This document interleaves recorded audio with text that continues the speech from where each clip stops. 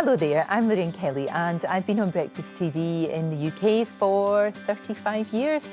I present my own show in the morning. We cover everything from health, well-being, equal rights and politics to fashion and showbiz news.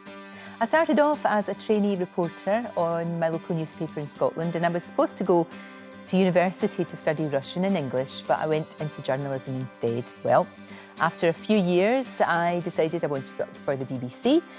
And basically, I applied for every single job that was going. I could have papered the walls with my rejection letters telling me thanks but no thanks. And I learned that being rejected doesn't actually mean the end of your dreams. It just means that you have to keep on trying. Even when I eventually got a job at the BBC as a researcher, I still had a mountain to climb. I was told I'd never make it on telly because of my accent at that time.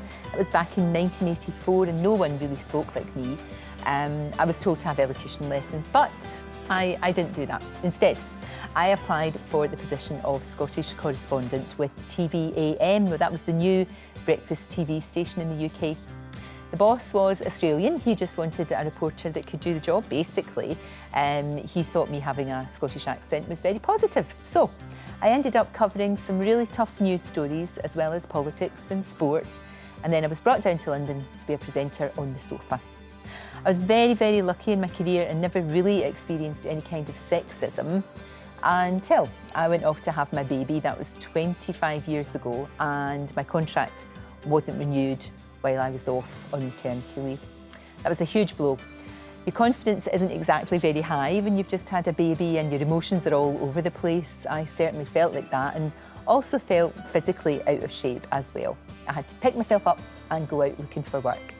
Well, luckily, a company wanted to sponsor a segment on childcare and they wanted me to front it. It was a big success, and so I was given my own morning show.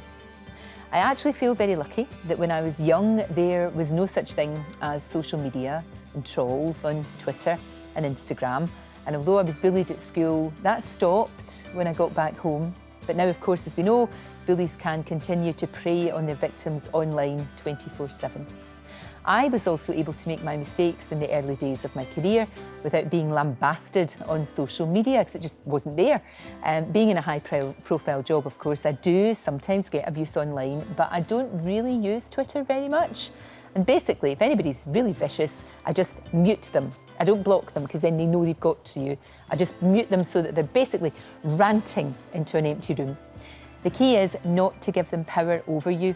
Don't allow them to knock your confidence and make you miserable. You're worth so much more than that. Also, as someone from a very working class background, I've always felt a little bit on the outside looking in.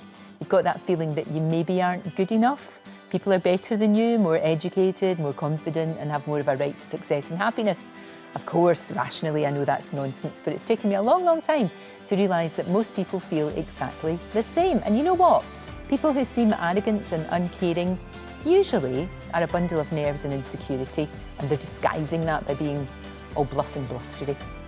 It's okay, you know, to be ambitious and to want to do well in your work and your career, but it's far better to be kind and understanding and to give people a helping hand and to pass on your knowledge and to make time for the people who really matter.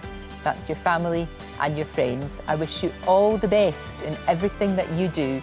Thank you.